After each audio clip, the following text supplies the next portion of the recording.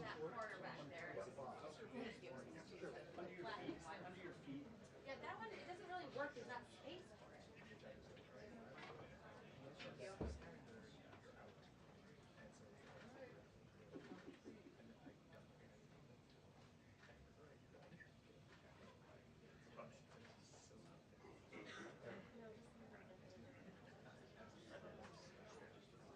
The vibes are. Like, not discredit the importance of it. I'm sure it is, but like,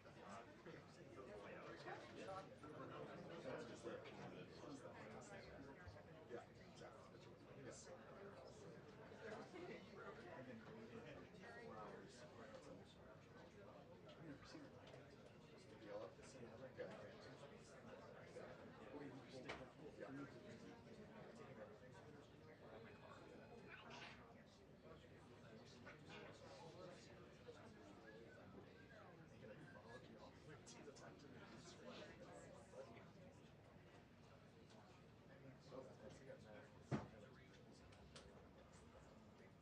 oh, well, okay. No, because he was big enough. Yeah, but still escalated that.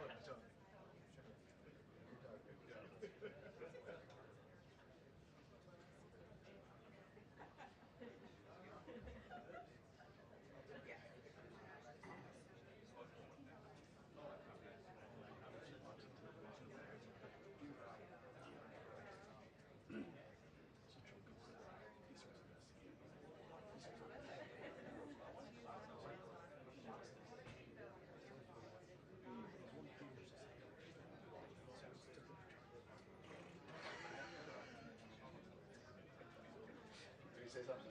Yeah, he was, they were all out of focus. So the man with the you don't have like one university. I was completely silent. Yeah, well, you're almost about 45. But he was great. I got it. There you go. About. Honestly, that's the best. That's the best way. Yeah,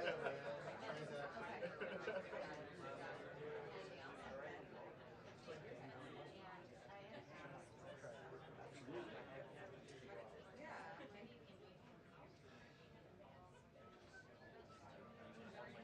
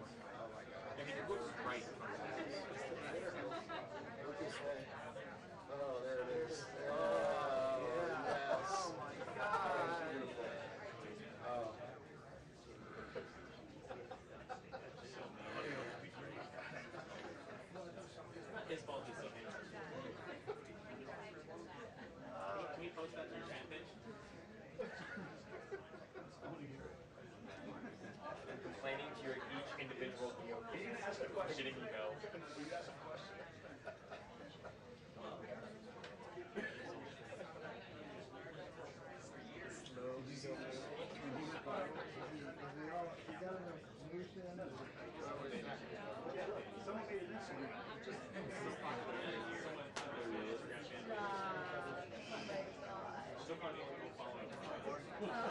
It's just us. Usually they'll say gather Let round. me leave that or do you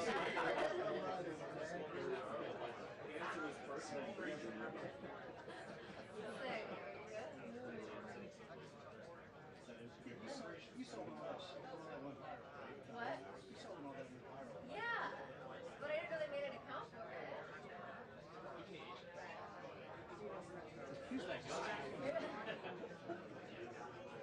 You're the guy from the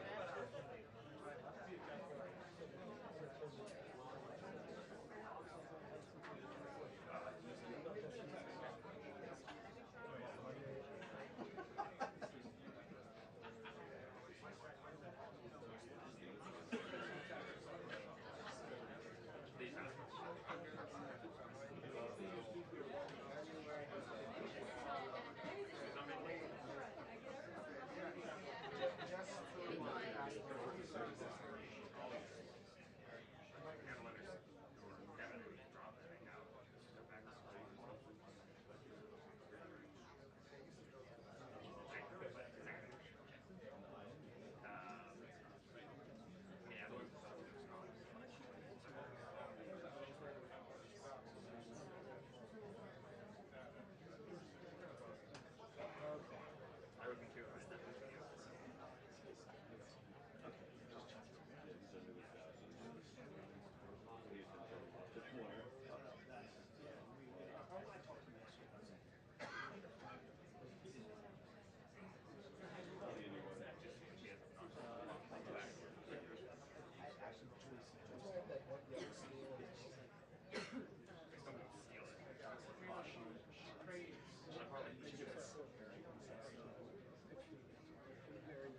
He does like 80% of it.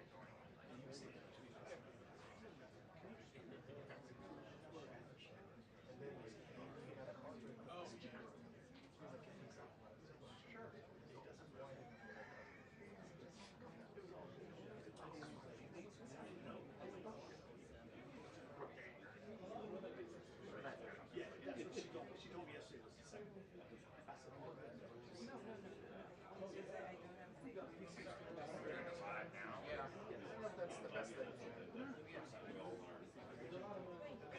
He could, I mean, but they're probably better.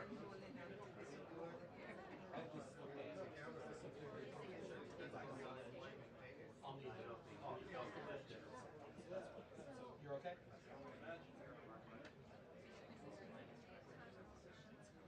At least I'm safe right here.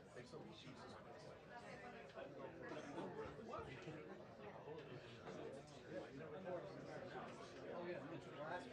that makes sense.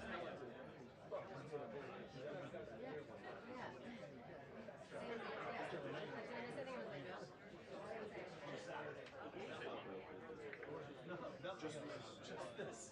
Just that.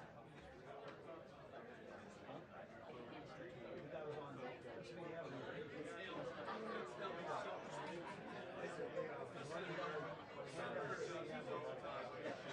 Yeah, like when I were like, so if we're here, we'll see here, and even worse, was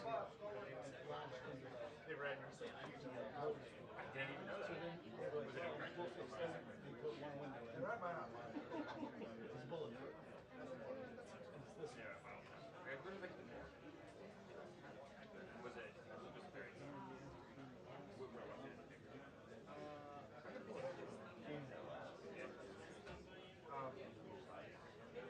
My favorite is making mine. Yeah, yeah.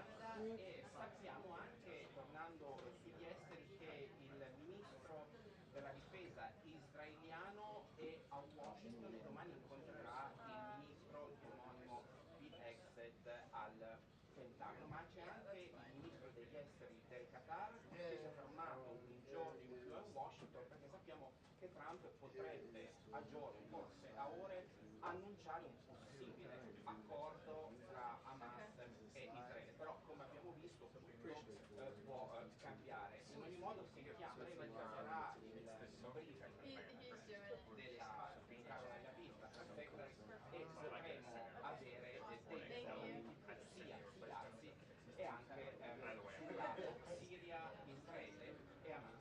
Vi aggiorneremo nel corso del programma.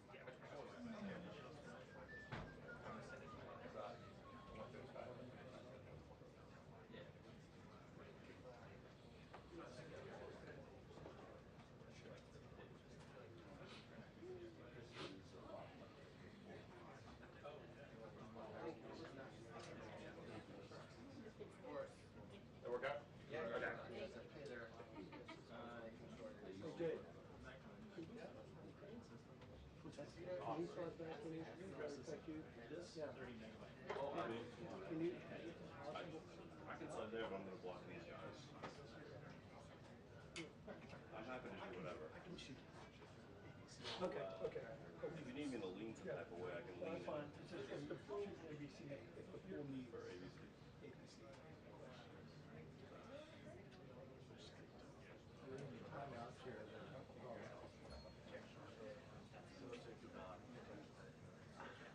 It takes a team effort. I know. It's a heavy lift. Just to get your shot. Don't I? I appreciate it. First time actually.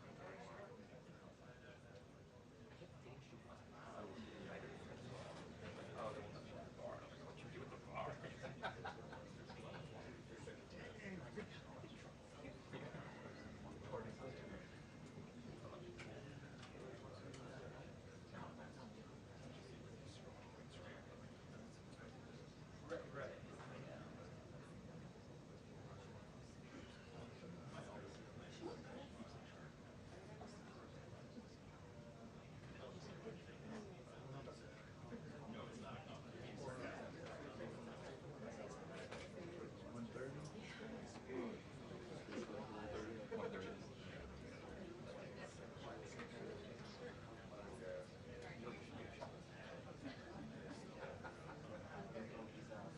The news is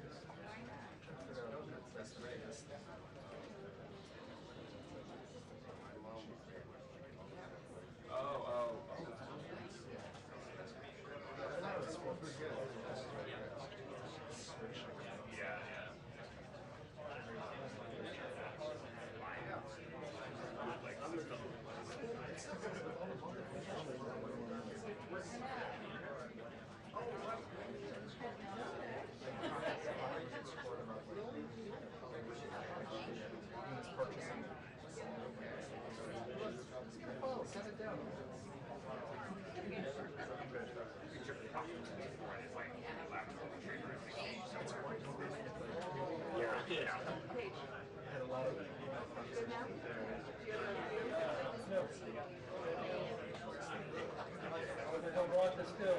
Jay's coming in. Did you see my thing?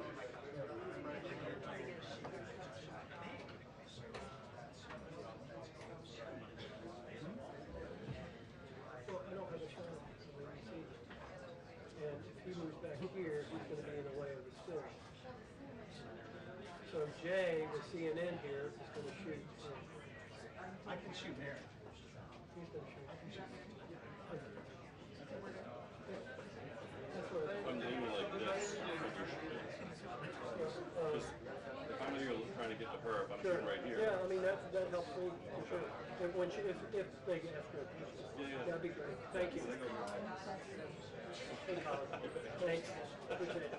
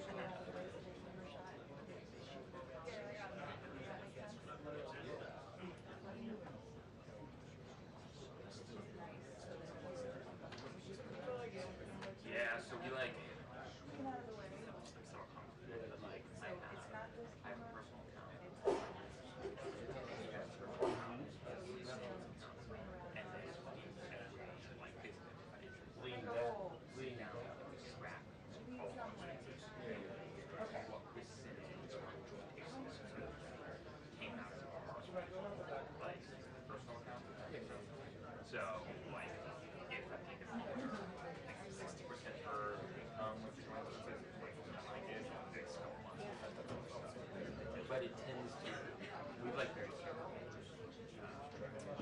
Like, just like over here. No, so it's when you're pretty, it's almost always like,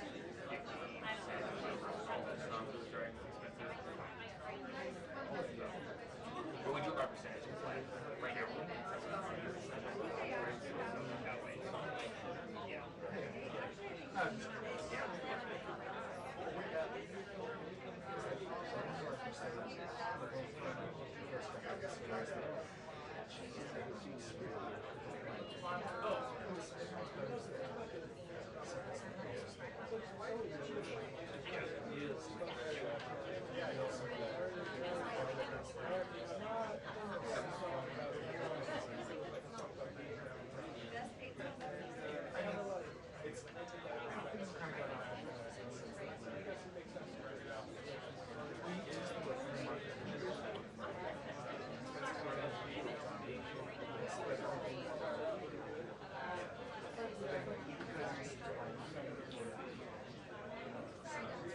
Right.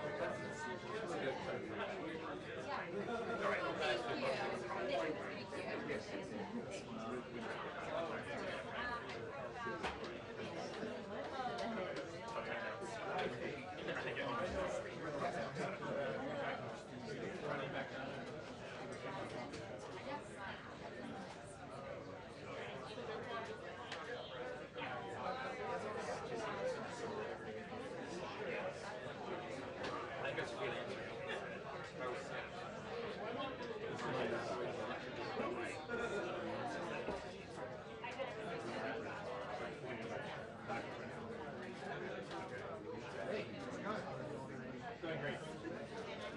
See who I'm sitting next to? I mean, I saw you. That's all that matters. Yeah. I stick out like a sore thumb sitting next to you. Our next weekend. Your turn to shine. Yeah, it's gonna be like, oh, you said logo, so you guys do this stuff. The people want to know. Shoulder to her.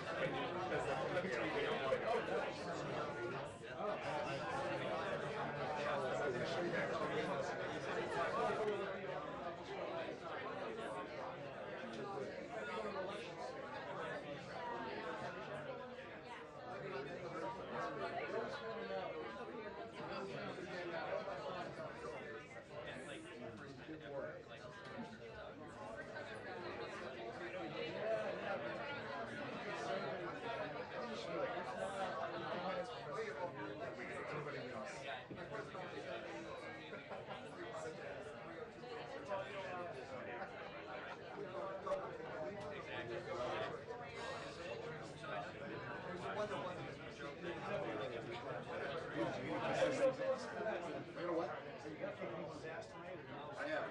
I hope so.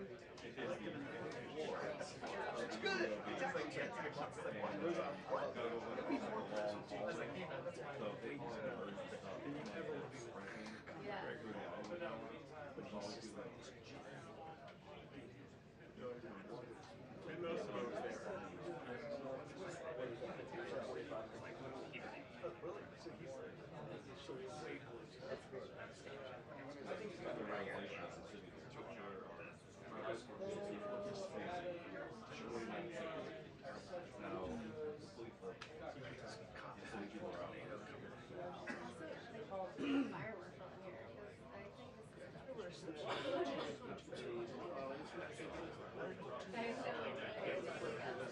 we make the rules.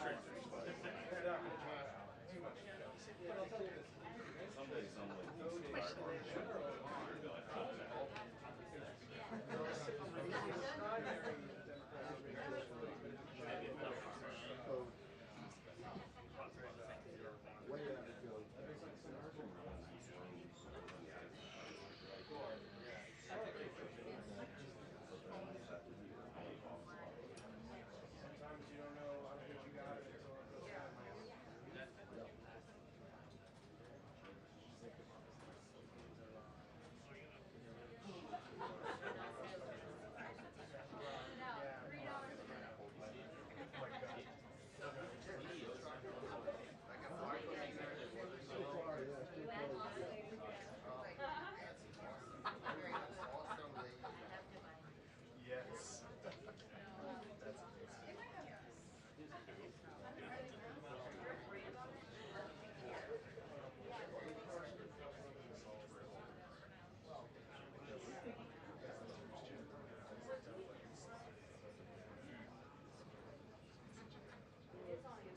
Is it? Like, how much is it on Amazon? You know what? I could have expected actually. So we're being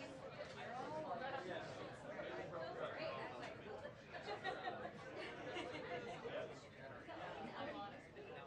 It should, I don't know why it has this light, but I always pray to turn it off because I feel like it's more. Oh yeah. Oh, and it has this little thing from the Almost crazy enough for me to get out of bed and go figure it out. Bill apparently just barely runs well. It's like, But it's not like they need a storage. he's got a good feel. Yeah.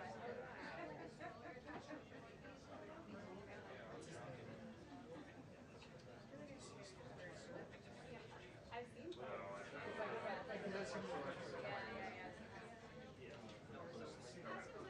He had a nice one from Sometimes it's good to be in sync. the real question is if I can over, I try to go 2 nights. I feel like you got it, but maybe 2 for 1. Yeah, but if you don't go for 2 and other people get 2 or 3, you feel like a dummy. It's like, everyone's going for 2 and what, you only get 1? So it's about, you gotta just keep going.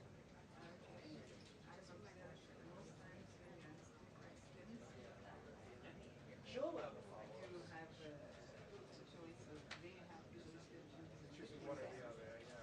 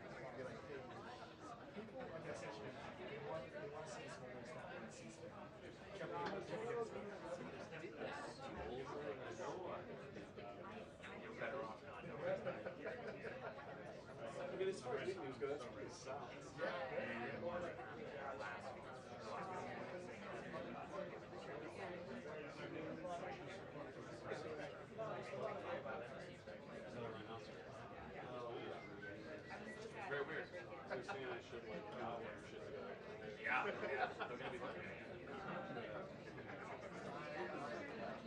Still adds to it.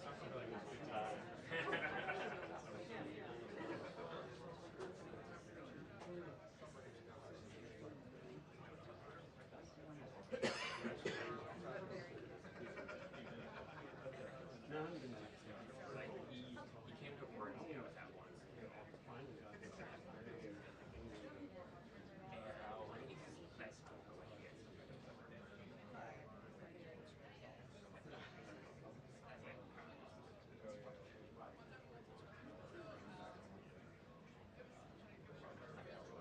Right? Like, so. It's kind of weird.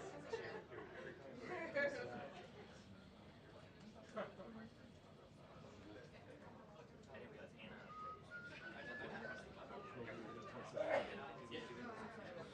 And they realized yeah, like a function.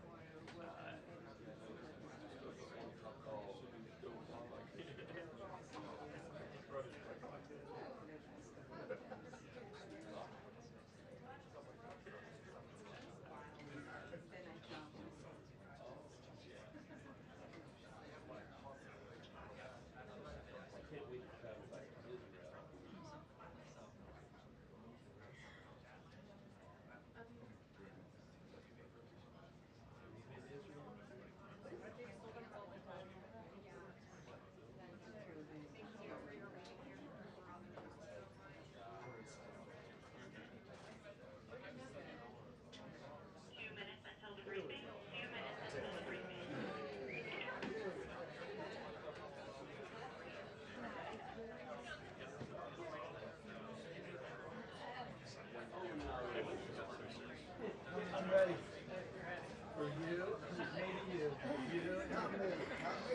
They have good show. Good luck. Sit right over Steve. See you on the other side. Quite all right.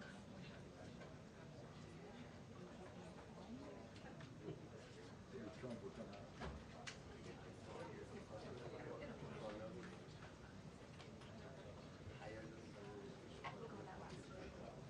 You have the chair ready for you, sir. Good, how you doing? Sorry we're doing this week. That's all right. Oh, really? Group dark concert. Oh, nice. This I think is more exciting. What's that? Is it shooting pretty cool?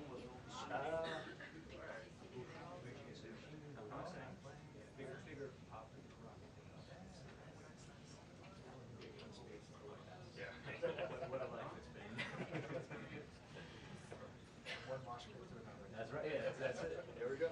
The pyrotechnics are usually less exciting than that. Sometimes. I was gonna say.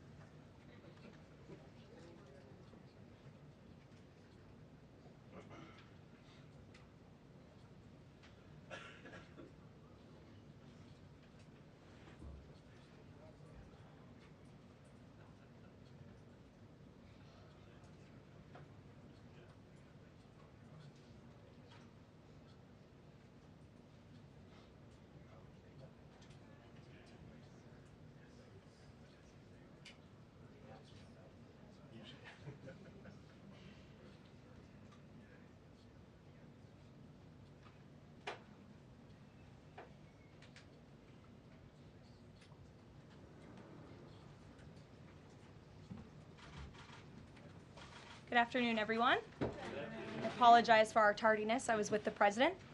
Let me begin with a few scheduling announcements today. President Trump will travel to Scotland, where he will visit both Turnberry and Aberdeen from July 25th to July 29th. During the visit, President Trump will meet again with Prime Minister Starmer to refine the great trade deal that was brokered between the United States and the United Kingdom. And the President and the First Lady will travel to the United Kingdom for an official state visit from September 17th to September 19th later this fall. This will mark a truly unprecedented second state visit for President Trump, and he is honored and looking forward to meeting with His Majesty the King at Windsor Castle. There has been a wave of positive economic news over the past week, which I would like to highlight today. Joe Biden's inflation crisis has been defeated. Prices paid to American businesses for goods and services were flat in June, which is lower than all 50 forecasters in the Bloomberg survey predicted. And core inflation, which is the best measure of inflation, came in lower than expected again in the month of June. Since President Trump took office, core inflation has tracked at just 2.1% overall and has come in below or at economists' expectations every single month. Wages are growing at a strong pace and prices are falling for everyday Americans. We also saw prices for new and used vehicles and airfares drop last month. In addition, prices for gas, fuel oil, energy commodities, hotels, airfare, public transportation, and fresh vegetables are all down over last year. As we said all along, trust in President Trump. The American dream is back, and everyday families are already reaping the benefits of this incredible economic turnaround in just 6 months. President Trump has ended the era of economic surrender and implemented powerful tariffs to stand up for our workers and businesses and rebalance America's trading agreements. Despite all of the doom casting from the so-called experts claiming that these tariffs would be the end of the world as we know it, the opposite has occurred. Tariffs are not inflationary, as President Trump has said all along. In reality, tariffs are a source of massive revenue. We're seeing trillions of dollars in private investment pour into our country right now because the companies around this world want to make their products right here with American labor and not have to pay any tariffs at all. Customs and tariff revenue has already totaled more than $113 billion since President Trump entered office, helping to lead a budget surplus in June for the first time in nearly a decade.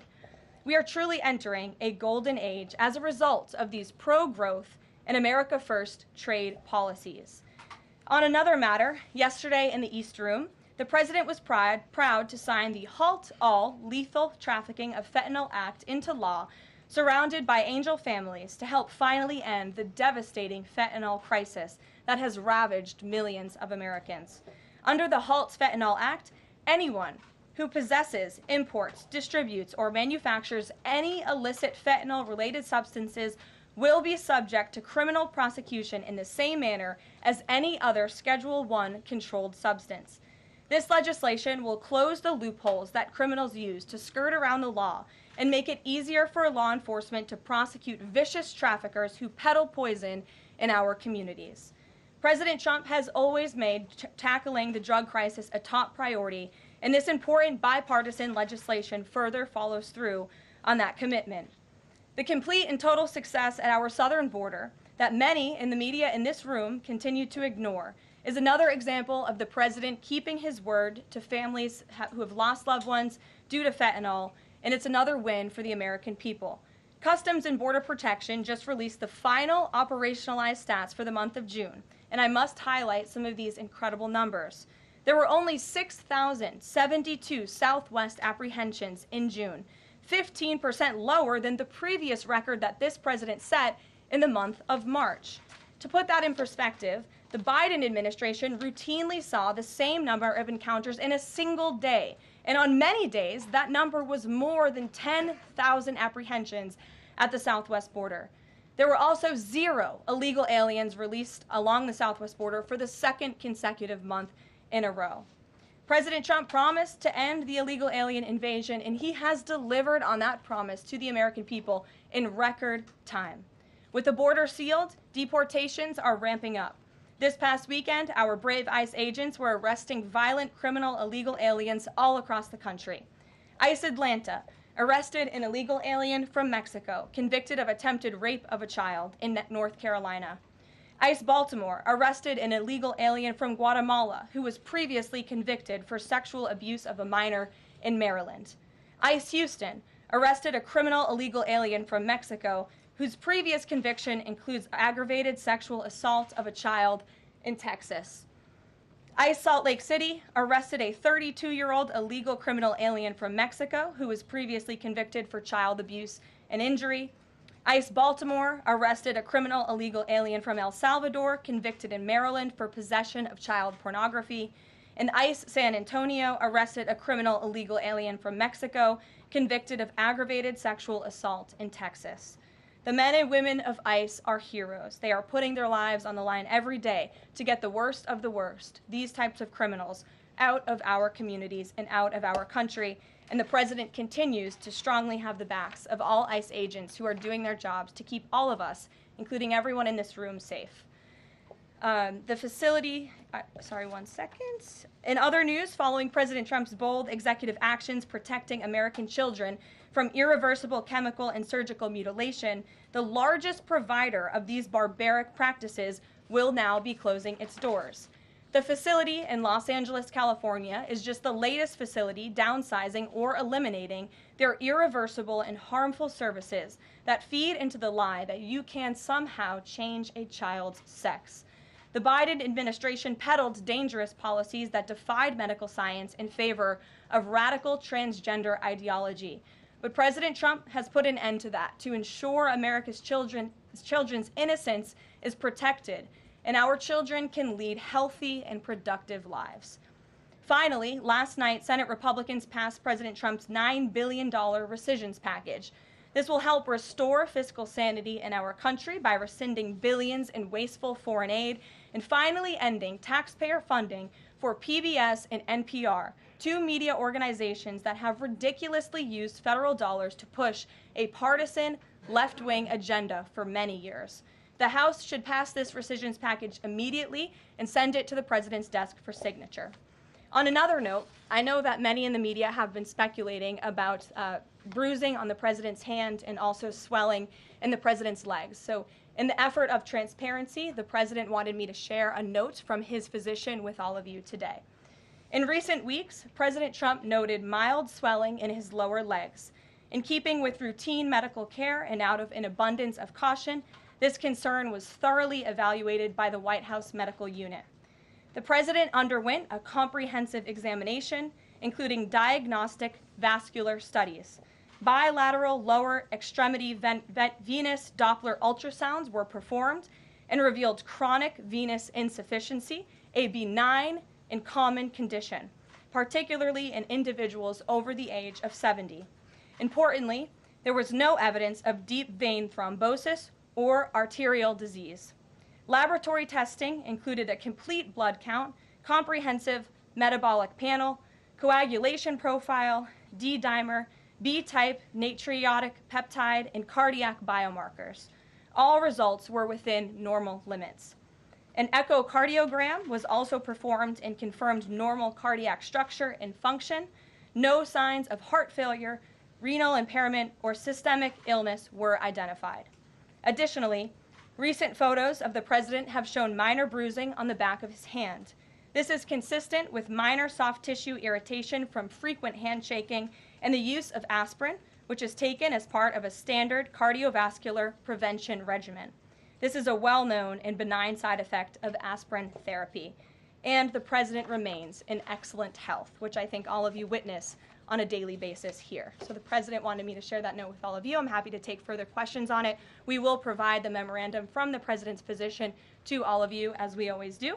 And we'll get to questions. Here in our new media seat, we have Frank Corva, who's the White House correspondent for Bitcoin Magazine, which comes at a timely week with crypto legislation moving across Capitol Hill. So why don't you kick us off, Frank, and thanks for being with us. Thank you so much. We appreciate it, Ms. Leavitt. Sure.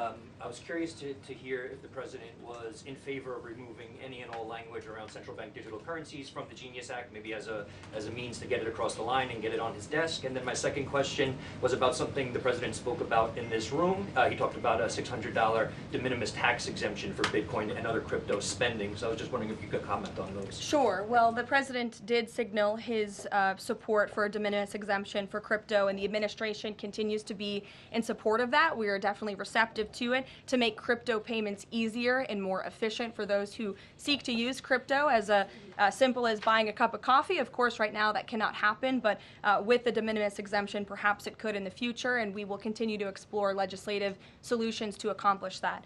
As for the central bank digital currency and the Genius Act, which you noted has passed through Congress and will be sent to the president's desk. I believe the House is voting on it. If they haven't, they should be passing it. We know we have the votes, and we expect it to get to the president's desk, and we are planning a signing ceremony tomorrow afternoon. All of you will get more details on that. This piece of legislation is going to make America the crypto capital of the world, and that's what the president promised. As for a central bank digital currency, the president opposes that.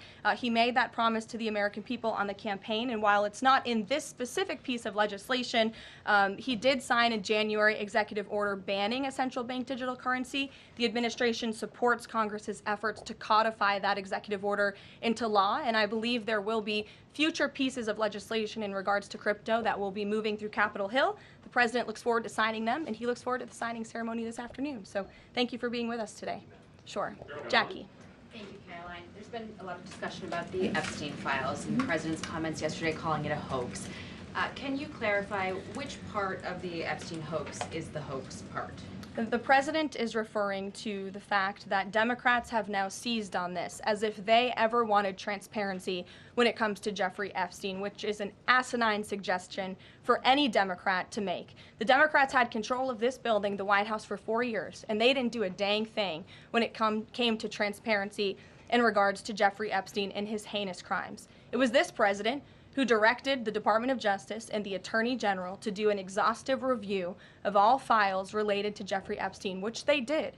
The Attorney General and the FBI, led by Pam Bondi, Dan Bongino, Kash Patel, these are great patriots, some of the most trusted voices in the Republican Party movement. It's part of the reason the president appointed them to these high law enforcement positions, and they spent many months going through all of the files related to Jeffrey Epstein, and they concluded what they found in that memo, which they drafted and they released. And so the president has been transparent. He has followed through on his promises to the American people, but he doesn't like to see Democrats and the mainstream media covering this like it's the biggest story that the American people care about.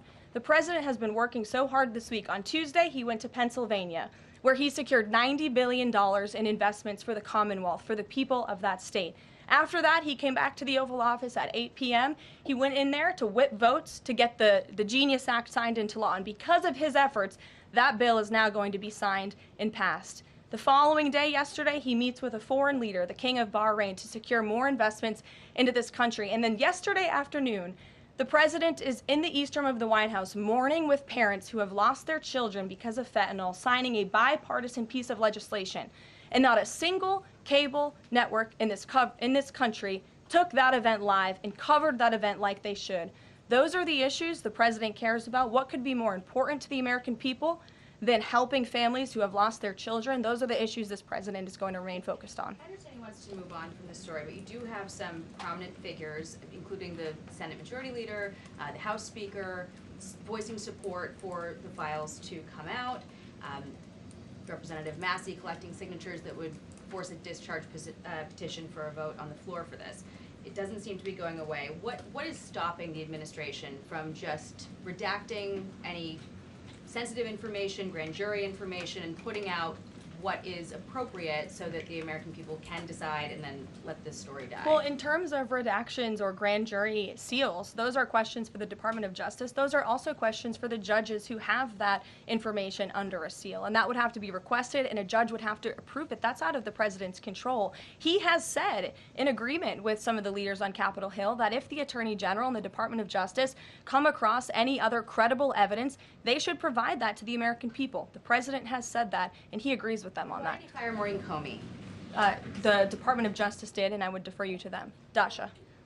Has the White House been directly in touch with some of the MAGA influencers that are still not satisfied with the administration's handling? And has the message to them been similar to what the president has said, which is sort of either let this go or we don't need your support? Well, look, the president and this team are always in contact with the president's supporters, with voices of many kinds on both sides of the aisle. I think that's part of the reason this president is a great president, because he's willing to listen and hear other people's perspectives. But ultimately, he has led this country not just over the past 6 months to historic success, but also through his first 4 years as president. And as the leader and the creator of the MAGA movement, he has led through these perilous times for our country based on instinct and in the best interest of the country. And as I always say, the American people should trust in President Trump. John, go ahead, John.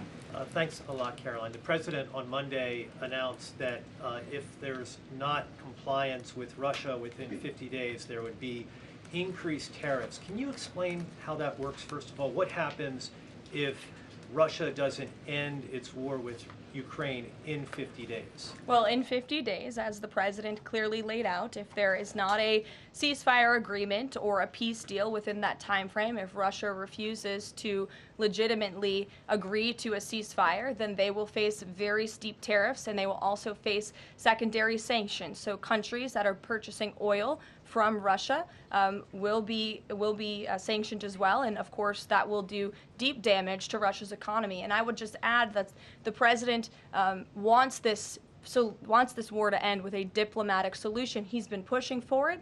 This administration has spent many hours and a lot of time trying to solve this war very far away, but the president wants to stop the killing and he wants to save lives. Reagan, go ahead. What you were saying, Caroline. Reagan, go ahead. I have two questions for you. It's just about, if I may, just about the tariffs, the first part. I get the secondary tariffs, but there was only $3 billion worth of trade between the U.S. and Russia in 2024. It's expected to be far less this particular year. On April the 2nd, both you and the Treasury Secretary said it's not necessary to apply any tariffs on Russia. You said that because of the lack of trade, it precludes, that was the word you used, any need for tariffs. Why now, and why do you think that that would make them cave and come to some sort of peace agreement as it relates to Ukraine? $3 billion is still a lot of money, John, and it's not just tariffs, it's the secondary sanctions as well that will be implemented in 50 days. Reagan. Caroline. I have two questions for you. Sure. First on Congress. Congresswoman Salazar introduced legislation that would give some illegal immigrants in the country a path to citizenship. 10 Republicans signed on to what she's calling the Dignity Act. I'm curious what the White House's position is on the legislation and if the president would veto this bill if it made it to its desk. From my understanding, the White House nor the president has actually read through this legislation. We've been focused on, of course, the One Big Beautiful Bill, which passed, which is another historic accomplishment of this president in record time. The Genius Act this week, the recisions package, that's been the focus of the White House. But the president has made it very clear he will not support amnesty for illegal aliens in any way. I want to give you a chance to respond to the CEO of NPR. She's claiming that the cuts to their network will, quote, be a real risk to public safety of the country. Murkowski has argued that public broadcasting stations save lives. Could you respond to these concerns? The NPR CEO said cutting NPR will be a risk to public safety. I am not sure how NPR helps the public safety of our country, but I do know that NPR, unfortunately, has become really just a propaganda voice for the left. Just a few examples for you. In 2020, NPR refused to cover the Hunter Biden laptop scandal in the run-up to the election. They said their assertions don't amount to much, writing they did not want to waste the listeners' and readers' time on stories that are just pure distractions. That does not sound like an unbiased opinion. That sounds like a partisan opinion to me. And this is a taxpayer-funded organization. In 2018, that same CEO that you're talking about called the president in the Oval Office, who nearly 80 million Americans elected, she called him racist, shared a photo of herself wearing a Biden for President campaign hat, serves on the board of a Soros-funded activist group. In 2020, PBS's White House correspondent at the time characterized President Trump's speech then at Mount Rushmore as a love letter to white resentment, promoting the myth of America. In 2017, PBS devoted an entire panel talking about what it means to be woke and white privilege. In 2023, PBS's Washington Week Roundtable covered up Joe Biden's clear mental divide. That's actually quite the clip. I would encourage all of you to look at it. These are not honest news organizations. These are partisan, left-wing outlets that are funded by the taxpayers. And this administration does not believe it's a good use of the taxpayers' time and money. Ed Lawrence. Yeah, thanks, Carol. I want to ask you about the Federal Reserve. So does the president believe that the slightly restrictive monetary policy stance right now, could that cause an economic slowdown? And if he does believe that, when? What pause are you referring to? No, could the stance of the monetary policy is slightly restrictive. Does the president believe that that stance, the slightly restrictive stance, could cause an economic slowdown in itself? I haven't heard the president discuss that specifically, but what I do know in regards to the Federal Reserve is the president's been very transparent about his displeasure with both the policies and the management of the Fed, and he spoke about that to all of you pretty extensively in the Oval Office yesterday. Yeah, and last month, one more if I could, last month the Canadian Prime Minister said the president had agreed to a July 21st deadline to sort of work towards a trade agreement. That's 4 days from now. Could there be a trade agreement with Canada in 4 days? Well, look, we'll see. The trade team continues to be very active in our conversations and discussions with Canada. The president himself has said, unfortunately, our neighbors to the north have been pretty difficult to deal with when it comes to matters on trade. But in trade, generally speaking, as you know, 25 countries have received letters thus far from the president directly with his big, beautiful signature on them, from Japan to Korea, South Africa, Kazakhstan, Malaysia, just a few countries, and Canada also received a letter for 35%. With that said, if countries want to have legitimate further discussions, the Trump administration and the president's trade team are willing to have further talks, but these letters these countries have been receiving are the deals. And as the president has said, those deals will be made. They are tailor-made to each and every country based on the United States' concerns and what's in the best interest of the American worker and the American people. Karoline. Charlie, go ahead. Thank you, Karoline. No, I called on Charlie, but Deanna, you can go ahead too. Go ahead. The president said that he floated the idea of a special prosecutor in the Epstein case. Can you confirm that? And has he asked the Attorney General to do this, to appoint a special prosecutor to look it over? Well, the idea was floated from someone in the media to the president. The president would not recommend a special prosecutor in the Epstein case. That's how he feels. And as for his discussions with the Attorney General, I'm not sure. Deanna. Thank you so much. Do you know what the president's reaction was to Mike Johnson saying that he wants additional files released, the Epstein files? Was there a conversation with Mike Johnson about that following his comments? I won't discuss the president's private conversations with the Speaker of the House, but as I answered to Jackie's question earlier, the president has said if the Attorney General and the Department of Justice and the FBI have any more credible evidence in regards to Jeffrey Epstein's crimes, they should put that forward. He has called on them to do that. Sure. Thank you, Karoline. With a few days. I'll go to all of you, starting with the lady in the blue. Go ahead. With a few days to the August 9th deadline, how are the negotiations with Europe going? There's some sticking points.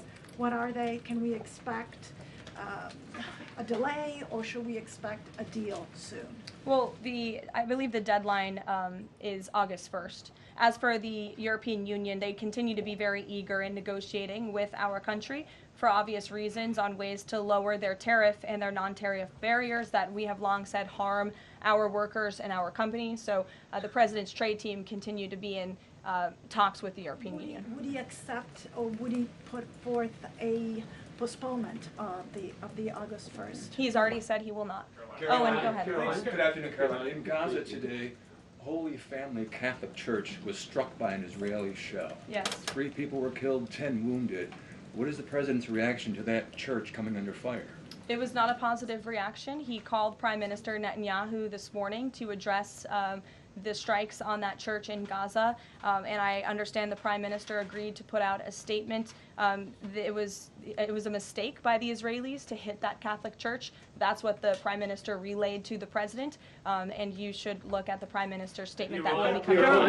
Steve, go ahead. Back to your letter that you read at the beginning. Sure. The President, you said mild swelling in his legs. Yes, sir. Is it causing him any discomfort? How are you treating it? Nope. No discomfort from the president at all, and you probably all see that on a day-to-day basis. He's working around the clock. As for the treatments, I can defer to the president's physician, and we'll get you this letter. I think it will answer all your questions. There are reports that a Chinese-born banker who works in Atlanta for Wells Fargo is being prevented from leaving China. Has the president, is he going to bring this up with President Xi? Are you aware of the case? I'm not aware of the case, but I'm sure our National Security Council team is. Steve will get you some answers on that. Kristen. Thank you, Caroline. 2 questions. So the first is that President Trump said that the Attorney General only gave him a brief overview of what was in these Epstein files. Does he have knowledge or an understanding of what is in the files related to Epstein that have not been released? Not to my knowledge, and that's a question for the Attorney General, as I said, and the President has told the Attorney General if they have any more credible evidence, they should release it. Is that evidence, would she have to run that by the President before she released it? I don't think so. He said if she has any more credible evidence, she should release it. Your Honor. Go ahead. Thank you. Go ahead, yes. Great, thank you, Caroline. Two questions. One, today. And you can go ahead, Andrew. Don't worry. Today, tens of thousands of folks are rallying nationwide to honor the legacy of Congressman John Lewis. Meanwhile, Republicans in Texas reportedly are working to redraw congressional maps at President Trump's urging. How is President Trump reconciling his call to action for Texas Republicans with the legacy of Representative John Lewis? I'm not quite sure how the two things are related. I think the President would agree that John Lewis served our country for many, many years. It has nothing to do with the redistricting efforts that are currently underway by Texas Republicans to add seats to their legislature. They have the right to do that. The President spoke to the congressmen and women who serve the great state of Texas about it, but it's up to them and it's up to their legislature to get that approved. And Caroline, just a second question. And Go does ahead. the President support the Justice Department's request for just 1 day in jail for the officer convicted in Breonna Taylor's killing? And what message does he believe that sends to her family and to other families seeking justice in cases of police violence? I haven't talked to the President about that case. Go ahead. Just the President, when the President met the interim President of Syria a couple of months ago, he described him as a young, tough, attractive guy. After the latest clashes in Syria over the last few days, does President Trump still support Syria's interim president? The President still supports Syria's pathway to a peaceful and prosperous country, and you received an update directly from the Secretary of State on the ongoing situation between Syria and Israel. I spoke to him myself this morning to get an update, and as soon as the United States became involved in this conflict, we were able to de-escalate, deconflict. That seems to be continuing. Syria agreed to draw back their troops that were in the area where that clash was ongoing, and we continue to be very actively monitoring the situation. The President wants to see Syria become a prosperous and stable country, and by the lifting of the sanctions on Syria, he's giving them a real chance to do that, and he wants to see that through. Andrew, go ahead. So on Tuesday, the President told a very detailed story about his uncle, noted scientist John Trump, and Theodore Kaczynski, the late Unabomber. He said that Dr. Trump taught Ted Kaczynski. Ted Kaczynski was not identified as the Unabomber until 1996, 11 years after John Trump passed away. It would have been impossible for John Trump to have ever discussed the Unabomber with the President. So what was he talking about? And I have one follow-up.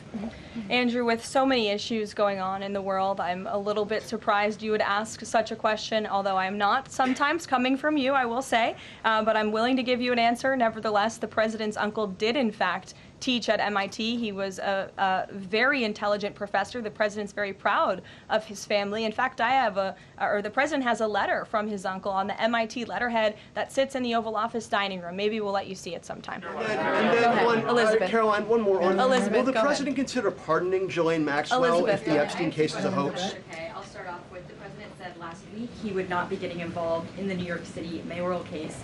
If that mayoral race, if that's still the case, given his history drawing a large crowd in New York City, what's his reason for staying out of it in that way? Well, look, I think the President reserves the right to get involved in races or not get involved in races, and he's made the decision not to weigh in on the New York mayoral race, as you rightly pointed out, although he has gone as far to say he absolutely does not want to see Zemdami elected, who is a known communist who supports the abolishment of private property, the defunding of police. He has made very well-known anti-Semitic statements. It would be a disaster for New York and for this country, and I think it's quite telling that this individual, a known communist, has been spending time in Washington this week meeting with leaders on Capitol Hill. This is truly where the Democrat Party is headed. Clearly, they learned nothing from November 5th in the President's overwhelming victory. Mary, go ahead. Thank you, Caroline. I want to backtrack to the hospitals that have stopped providing transgender surgeries and hormones for kids. On this front, does that have anything to do with the DOJ subpoenas last week? Should we expect any more hospitals be shutting down their programs? And I wanted to also ask what you make of all these media reports, especially the AP, which I noticed, which portrays these children as losing something that's saving their lives. Yes, I think the president spoke a lot about this issue, which is a political issue, but also really a cultural issue that impacts children and families. He talked about it a lot on the campaign, and I think he was quite surprised by the uptick we were seeing in the embracement by the Democrat Party when it comes to the chemical castration and mutilation of young, innocent bodies. And so the president made it a very early priority to sign very strong executive orders to cut off the funding for any hospital or any medical facility in this country that provides such barbaric procedures. And as a result of that strong policy and the president's strong common sense position on this issue, we've had such an overwhelming response, which is great for children in Arizona. Phoenix Children's Hospital has stopped providing puberty blockers and hormone therapy to minors. In California, Stanford Medicine ended sex change surgeries for minors. Children's Hospital Los Angeles is closing its Center for Trans Youth Health and Development surgical program. In Illinois, Lurie Children's Hospital Chicago stopped sex change surgeries. Again, let's think about what we're talking about here. Sex change surgeries for minors. These are barbaric practices that no child, innocent child, should have to endure. And the president wants to protect the innocence of children, and I know the vast majority of Americans support him in that effort. This is a wildly popular and common sense endeavor this administration has taken, and we've seen many of these medical institutions have followed through with the president's executive orders, but we'll continue to take further action on this important issue. Garrett. I have two, if you'll indulge me. Sure. On the rescissions package, I wonder what the White House makes of this theory that it increases the odds of a shutdown. The theory is basically, why would any Democrat vote for a bipartisan spending deal with Republicans if Republicans can turn around and claw the money back the next day? Look, $9 billion worth of crap that it was in our federal funding that is now being rescinded. This is a good thing for the American people and the American taxpayer, and I think our Office of Management and Budget Director was saying this process should be more bipartisan. Democrats, there was a time in this country where Democrats too cared about getting rid of waste, fraud, and abuse in our federal spending. I think every American agrees the government spends way too much money on things that don't matter. Some of those things include PBS and NPR, or for instance, the Democracy Fund, which was funded to the tune of $83 million through the Department of State, but they were giving hundreds of thousands of dollars for gender equality and empowerment hubs in Yemen, $3.9 million for strengthening information integrity, equality, and democracy for LGBTQI population of the Western Balkans. These are not good uses of the taxpayer funds, and Republicans are proud to lead that effort, and we wish more Democrats would join us in that. I wanted to follow up on the Maureen Comey question just to clarify. Did the White House have any knowledge, or did the president sign off on her firing? This was a decision that was made by the Department of Justice. There was an agreement that was made between Immigration and Customs Enforcement and the Centers for Medicaid and Medicare Services regarding access to Medicaid information for 92 million Medicaid recipients around the country. That includes health information. So how does that not violate HIPAA violations and privacy concerns, for example, of American citizens? I'm going to have to defer you to Immigration and Customs Enforcement on that. I'm unfamiliar with that agreement that they made. Caroline, thanks, Caroline. Two questions. Russ Vought said today he's going to be looking into cost overruns in the Fed's renovation projects.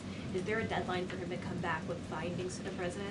I don't believe there's a deadline the president has set for Russ Vought, but I think, again, this is a good use of taxpayers' time to look into this project that is millions and millions of dollars over budget. It's for a big, beautiful mansion for the federal chairman, reserve chairman, and I understand that it costs much more than it did the beautiful palace that many of you joined us at when we went overseas. So it's completely unnecessary, it's overpriced, and I think it's a good thing the administration, led by the president, is looking into it. If there ever were to find wrongdoing or fraud, would the president reconsidering firing Jerome Powell? Look, it's a hypothetical question. We'll see where it goes. The president spoke about how he feels on this matter yesterday. Sure. Thank you so much, Caroline. So we saw Ambassador Huckabee arrive to Prime Minister Netanyahu's trial to show his support. Does the president plan to impose any kind of sanctions against the Israel judicial system?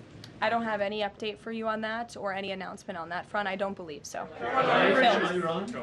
Does the president believe that justice has been served in the Epstein case? Look, the president believes that he directed the Department of Justice to do an exhaustive and thorough review, and they did that. And they all agreed, the FBI director, the deputy FBI director, the attorney general, on the memo that they drafted and they released. Thank you, Caroline. Just a follow-up on Reagan's question. Representative Salazar's bill, it grants illegal aliens with legal status for 7-year increments. It also gives permanent path to residency for so-called dreamers. And, you know, President Trump and Labor Secretary Chavez, who previously co-sponsored a version of this bill when she was in the House, they've spoken about a work deal similar to the bill, I believe. What's the difference between a work deal and amnesty? Look, as I told Reagan, the president, the White House have not reviewed this specific piece of legislation. It's just not where our focus has been. But the president, for one, has been very clear. He does not support amnesty. We'll go to, oh, look at some friends in the back. Brian, go ahead. You didn't show up early enough to get some good real estate up here. I love it. Any update on the auto pen? I know that there was the DOJ and some others were looking into the thousands of documents that were signed off just before Joe Biden left office. Any update on the auto pen? Yes. I'm not laughing at you. I'm just laughing at how far away you are, and you're going to need to get some microphones back there. On the auto pen investigation, yes. The White House counsel's office has launched their own investigation into former President Biden's usage of the auto pen. We have requested some documents from the National Archives, and again, as I've said many times from this podium, and the president has said as well, it's incredibly important that we get to the bottom of who really was at the tip of the spear in the decision-making process here in the White House, because former President Biden himself admitted to the New York Times, I understand he never gave interviews when he was here, but now all of a sudden he wants to give one, and he said that he did not actually review every single pardon that he signed on his way out the door. That's incredibly concerning, and I can tell you it's something this president would never tolerate. This is a president who is signing things all the time. Any document that has legal implications, this president's signature is on it because he's the one making the decisions. It does not appear that was the truth in the previous White House, and I know the American people want to receive answers on who was running the show, because the decisions that were made in this place really destroyed our country, and we deserve to get to the bottom of it. Mark, in the back. Thanks. Some Christian groups are complaining that they are not able to get visas as quickly to travel to Israel, and it's been elevated to Ambassador Huckabee's station. Is the White House aware of that? Does it have any reaction to that? And is that part of the president's disappointment with Netanyahu's government?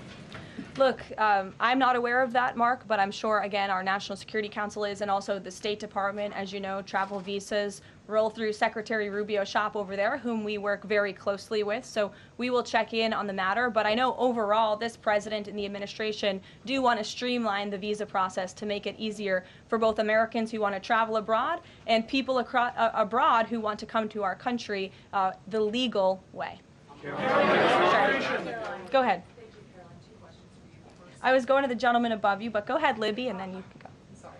Okay, 2 questions for you. The first is, during the Whole Nation Summit, Secretary Noem suggested there could be some changes to TSA's liquid limits. Is the president aware of that? Is that an idea that he's backing? And what would that timeline and the changes look like? Sure. I would defer you to the Department of Homeland Security, but I did see Secretary Noem's comments, and I think it's great that on day 1 she asked TSA, what are we doing right? What are we doing wrong? How can we make air travel more efficient while maintaining utmost security for American passengers and travelers? And I know they announced no more shoes, or you don't need to take off your shoes anymore at the airport, which I think is welcome news to all of us who travel a lot. But further guidance or decisions, of course, that's in the Secretary of Homeland Security's overview, and I would defer to her. And the other question for you is on Bondi and Burgum's trip today to Alcatraz. I'm curious what the funding is going to look like for that, and who the president does want to see incarcerated there if it were to become. Sure. Well, this was an idea of the president. He spoke about it in May, and he directed his administration to review a reopening plan for Alcatraz if it is possible, which is why the Attorney General and the Secretary of Interior have traveled there today. They are touring the site, and if the Alcatraz prison is reopened, it would be under the purview of the Bureau of Prisons, and the Secretary of Interior also would play a big role in this as well. So they're there to review the site today, and I'm sure you'll hear more from them on it later. And just to follow up, Libby, on who the president wants to see housed in Alcatraz, the worst of the worst criminals in this country, both American criminals who convict heinous crimes, but also illegal alien criminals before deportation as well. Sure. Go ahead. The State Department yesterday urged the Chinese Communist Party to cease its campaign to eradicate Falun Gong, a peaceful spiritual practice. With the anniversary of this brutal persecution approaching, does the White House have a message for the CCP on this? Well, I will get you one, and we will get back to you. Sure. Go ahead. We'll take. Go ahead, and then go ahead. Sure. I've never called on you. Why don't you go ahead? In the red tie. Hello. Dr. Harper behind. Thank you. Yes. Go ahead. Go ahead. Me, thanks. Yes. Thank you, Caroline. Yes, you. What's your name? My name is Matias. Thank you. What's your outlet? I'm for Record TV, Brazil. Great. Brazil's President Lula recently said that President Trump was elected to govern the United States and not to act as the emperor of the world. And he also emphasized that Brazil is open to negotiation. I'd like to hear what you have to say about it, what the administration has to say about it, and specifically what areas are currently open to negotiation in the light of the 50% tariffs that were announced. Sure. The president is certainly not trying to be the emperor of the world. He is a strong president for the United States of America, and he's also the leader of the free world. And we've seen a great shift across the entire globe because of the strong leadership of this president. In regards to Brazil, the president sent a letter to Brazil announcing their new tariff percentage. He also directed our USTR ambassador, Jameson Greer, to launch an investigation of Brazil under Section 301 of the Trade Act of 1974, designed to address unfair foreign practices that are affecting U.S. commerce. For years, we know Brazil's digital regulations and weak IP protections have undermined U.S. tech and innovative companies, and their tolerance of illegal deforestation and other environmental practices puts American producers, manufacturers, farmers, and ranchers who follow better environmental standards at a competitive disadvantage. So this president always acts in the best interest of the American people and the United States of America, and he will continue to do so. Thank you very much, everyone. We'll see you later. I appreciate the enthusiasm today.